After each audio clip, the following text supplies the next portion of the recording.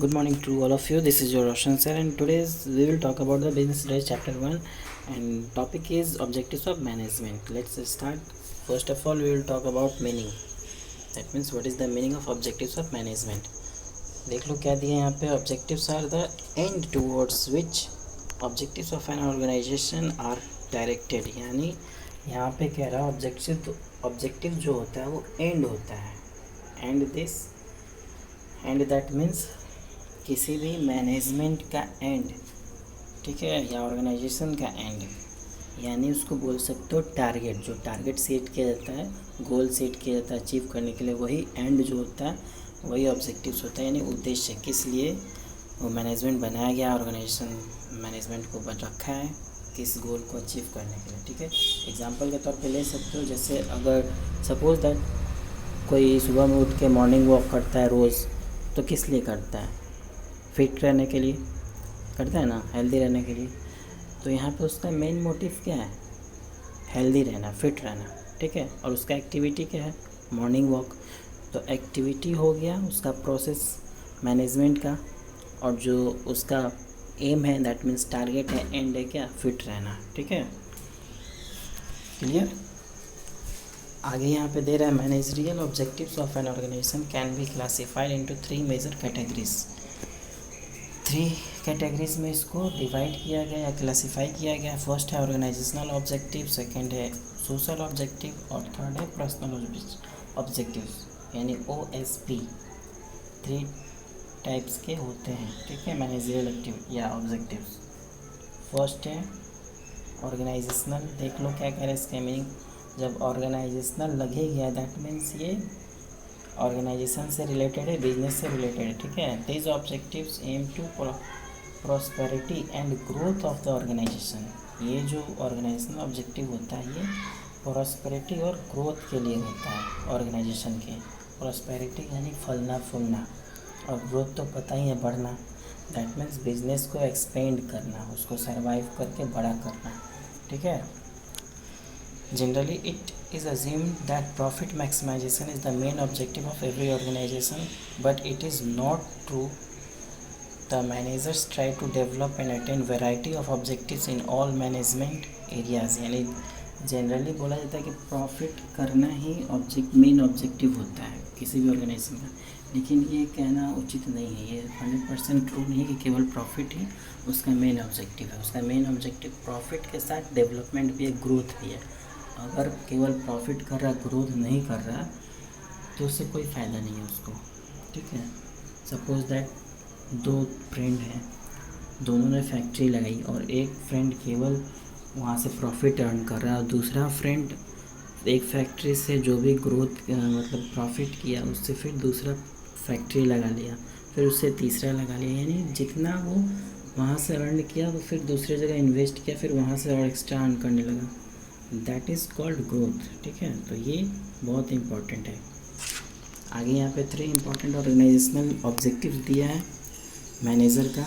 देख लो. फर्स्ट है survival, second है प्रॉफिट, थर्ड है ग्रोथ, यानी SPG. इसको SPG ऐसे ही कोड वर्ड में याद कर लेना. ठीक है, तो सर्वाइवल, कोई भी ऑर्गेनाइजेशन इस्टेब्लिश करता है, ठीक है, या कोई फैक्ट्री लगाता है, तो सबसे पहले बात आती है सर्वाइवल की, कैसे वो सर्वाइव करेगा. ठीक है, तो जब वो लगा रहा है तो उसका खर्च वहीं से स्टार्ट हो जाता है. चाहे वो बिजनेस स्टार्ट कर रहा हो तो वहीं से उसका फर्स्ट डे से ही खर्च होना स्टार्ट हो जाता है. हर चीज़ का बिल आने लगता है, चाहे रॉ मटेरियल्स हो या इलेक्ट्रिसिटी बिल हो, कोई भी चीज़ का बिल हो, या रेंट ही क्यों ना हो, हर चीज़ का कॉस्ट काउंट होने लगता है वहाँ पे. तो उसको फर्स्ट ऑफ ऑल यही चाहिए कि वो जैसे भी करके अपने ऑर्गेनाइजेशन को या बिज़नेस को या फैक्ट्री को सर्वाइव करें, या चलाएं, जिससे कि वो जो खर्च है उसको मेंटेन कर सके. ठीक है, और मार्केट में सर्वाइव कर सके, क्योंकि जो मार्केट होता है काफ़ी कॉम्पिटिटिव होता है. आज के टाइम में तो मार्केट और कॉम्पिटिटिव है, बहुत सारे कॉम्पिटिटर्स अवेलेबल हैं हर सेक्टर में. जिधर जाओ उधर जो भी बिज़नेस करने जाओ वहाँ पे पहले ही से वो उस टाइप के बिज़नेस करने वाले बहुत सारे मौजूद हैं. तो हम ऐसा काम करेंगे कि वहाँ कम्पीट कर सकें और अपने बिज़नेस को इस्टेब्लिश कर सकें, सर्वाइवल कर सकें, और जो खर्च है वो मेंटेन कर सकें, और लॉन्ग टाइम के लिए ग्रोथ कर सकें. सेकेंड पॉइंट है profit. The most important objective of every organisation is earning adequate amount of profit. Profit is essential for survival, growth and expansion of business. Profit is reward given to the businessman for bearing risk. 11th में बताया था मैंने profit क्या होता है। इन्हें जब businessman risk cover करता है तो उसके बदले जो रिवार्ड मिलता है उसको वही प्रॉफिट कहलाता है। ठीक है, तो सर्वाइवल तक ही सीमित नहीं है। सर्वाइवल के बाद अगर बिज़नेस अच्छे से रन करना है तो प्रॉफिट करना ही पड़ेगा। प्रॉफिट करेंगे तो प्रॉफिट पे ही हमारा ग्रोथ डिपेंड है, इसलिए प्रॉफिट भी काफ़ी इम्पॉर्टेंट है। ठीक है, बिज़नेस को एक्सपेंड करने के लिए, बढ़ाने के लिए। आगे थर्ड पॉइंट है ग्रोथ। जब सर्वाइवल कर लिए, प्रॉफिट भी कर लिए, तो फिर ग्रोथ करेंगे। ये ना कि प्रॉफिट कर लिए तो फिर ले जाके बैंक में जमा कर दें, ऐसा नहीं। जब प्रॉफिट होने लगा तो ग्रोथ करेंगे, यानी बिज़नेस को बढ़ाएंगे, ब्रांचेस बैठाएंगे। अगर फैक्ट्री है तो फैक्ट्री, एक फैक्ट्री बैठाया है तो दूसरी तीसरी फैक्ट्री ऐसे ही बैठाते जाएंगे, ताकि हमारा जो अर्निंग है वो ज़्यादा हो सके। ठीक है, नंबर ऑफ़ प्रोडक्ट्स बढ़ा सकते हैं, ब्रांचेस बढ़ा सकते हैं, एम्प्लॉयज़ बढ़ा सकते हैं। जब ब्रांचेस बढ़ाएंगे तो एम्प्लॉयज़ चाहिए ही। जब ये सब हम एक्सपेंड करेंगे तो इससे हमारा जो बिज़नेस क्या होगा, एक्सपेंड होगा, बड़ा होगा। ठीक है, तो जब बिज़नेस बड़ा होगा तो वहाँ पे प्रॉफिट भी बड़ा होगा। ओके, आगे social objectives. Social objectives of the organisations deal with the commitment of the organization towards the society. Business organizations are the part of the society. They earn by using the resources of society, so they must do something for society also. Social objectives के बारे में भी मैंने बताया था आपको 11th की class में। यानी जो सोशल रिस्पॉन्सिबिलिटीज़ होती है, कोई भी ऑर्गेनाइजेशन या बिजनेस किया है या कर रहा है तो केवल अपना प्रॉफिट या फ़ायदा ही नहीं सोचेगा। ठीक है, वो सोशल रिस्पॉन्सिबिलिटीज़ के साथ में ही काम करेगा, तभी वो आगे बढ़ सकता है, अदरवाइज़ वो आगे नहीं बढ़ सकता है। इसमें समाज को भी हमको देखना है, क्योंकि समाज है तभी हम हैं, बिजनेस है हमारा। क्योंकि जो भी हमारा सेलिंग वगैरह होगा वो हमारे सोसाइटी के थ्रू ही होगा। लोग ही आके परचेज़ करेंगे तभी कुछ भी सेल होगा। तो हम अगर उनके सामने अच्छा इमेज नहीं बनाएंगे तो कोई हमारे पास नहीं है, कोई हमें फेवर नहीं करेगा, ना ही हमारा बिजनेस बढ़ेगा, फ्लॉप हो जाएगा। The major social objectives of organisation. जो मेजर सोशल ऑब्जेक्टिव्स होते हैं ऑर्गेनाइजेशन के, यहाँ देख लो दिया है। First, supply of goods, supply of quality products at reasonable prices. यानी जो भी हम प्रोडक्ट सप्लाई कर रहे हैं वो क्वालिटी उसमें होनी चाहिए, साथ में रिजनेबल प्राइस होना चाहिए। ये ना कि क्वालिटी तो दे रहे हैं साथ में रेट भी हाई कर दें, तो ऐसा नहीं होना चाहिए। एफोर्डेबल प्राइस होना चाहिए जिससे कि कोई भी उसको परचेज़ कर सके। ठीक है, सेकंड पॉइंट है contribution towards desirable civic activities. यानी अगर कोई भी ऑर्गेनाइजेशन है, चल रहा है, सोसाइटी के थ्रू ही चल रहा है, तो उसको कुछ भी होता है तो कंट्रीब्यूशन करना चाहिए। ठीक है, सिविक एक्टिविटीज़ के रूप में।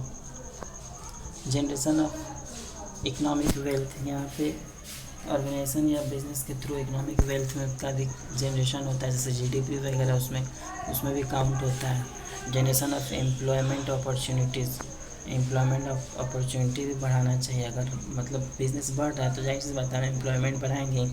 तो इसमें ये चीज़ ध्यान रखेंगे, जो हमारे आसपास रहने वाले लोग हैं जो काम करने लायक हैं तो उनको हम रख सकते हैं अपने यहाँ काम पे, तो इससे एम्प्लॉयमेंट भी जनरेट हुआ।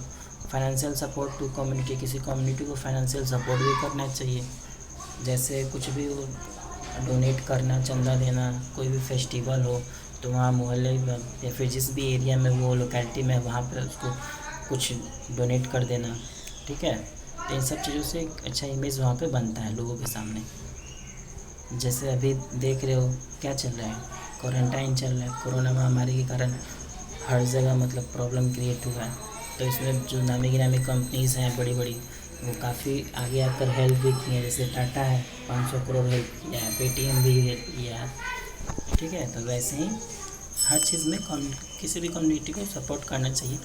नेक्स्ट पॉइंट है organising educational, health, vocational training programmes. यानी जो एजुकेशनल या हेल्थ या वोकेशनल ट्रेनिंग प्रोग्राम्स होता है वो भी ऑर्गेनाइज़ करना चाहिए। जैसे स्किल डेवलपमेंट वाला हो गया, जैसे अभी प्रधानमंत्री या मुख्यमंत्री वाला जो चल रहा था स्किल डेवलपमेंट वाला, बच्चों को BSc IT वगैरह का ट्रेनिंग कराया जा रहा था, वैसे ही वोकेशनल ट्रेनिंग प्रोग्राम्स कराने चाहिए, जिससे क्या है कि जो मतलब अनएम्प्लॉयमेंट इससे दूर होता है। आगे है participating actively in social service project of government and NGOs. Government के प्रोजेक्ट में और एनजीओज के साथ मिल करके पार्टिसिपेट करना चाहिए सोशल सर्विसेज के लिए। Using environmental friendly methods of production, और कोई भी काम करें तो इन्वामेंटल फ्रेंडली होना चाहिए, हाइजीनिक होना चाहिए, ठीक है। मतलब ऐसा काम नहीं करना है जैसे बहुत सारी फैक्ट्रियां हैं अपना कचरा लेकर के नदी में डाल देती हैं, बहुत सारा धुआं निकालती हैं, तो ऐसा नहीं होना चाहिए। कोई भी काम करेंगे तो सही तरीके से करेंगे जिससे हमारे इन्वायरमेंट को प्रॉब्लम ना हो और लोगों को भी प्रॉब्लम ना हो, हाइजीन का भी ख्याल रखेंगे। Providing employment opportunity to weaker section of society, जो हमारे सोसाइटी का वीकर सेक्शन है उनको एम्प्लॉयमेंट अपॉर्चुनिटी देनी चाहिए, ठीक है। वीकर सेक्शन यानी जो गरीब हैं, पुअर हैं, उनके पास कोई ऑप्शन नहीं है, उनको एम्प्लॉयमेंट अपॉर्चुनिटी देनी चाहिए। तो ये तो था social opportunities complete, social objective sorry.